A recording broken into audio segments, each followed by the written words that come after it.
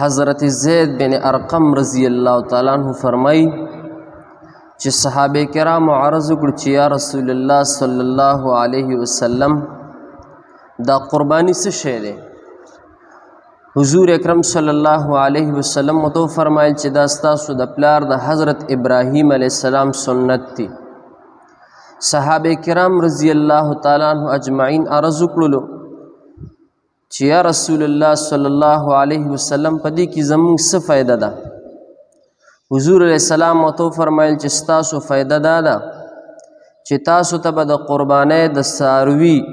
د هر وخته په مقابله کې څه دی یو نیکي به ملاویږي.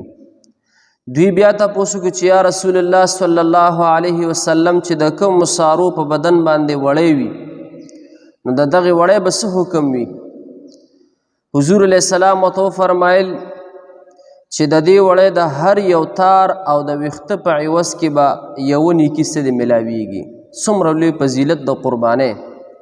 چې د قربانۍ د څاروي په دې سرمن په دې شا چې دا څومره ویښته دي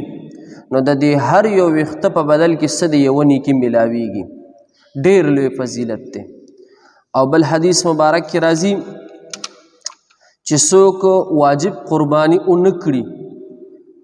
نو او خې وسم کیږي پیسې مو سره شته ښه مالدار هم دی ښه صاحب نصاب هم دی او بیا هم قرباني ونه کړي نو حضرت ابو هريره رضی الله تعالی عنہ روایت ته فرمایي چې رسول الله مبارک ارشاد او فرمایلو چې کوم یو سړی ته د قربانۍ کولو وسعت او فراخي وي او بیا هم قرباني ونه کړي نو حضور علیہ السلام فرمایي چې دا سړی د زمونږ عیدګاه ته نه راځي. په خبره پوه شوې؟ څومره سخته زورنه ده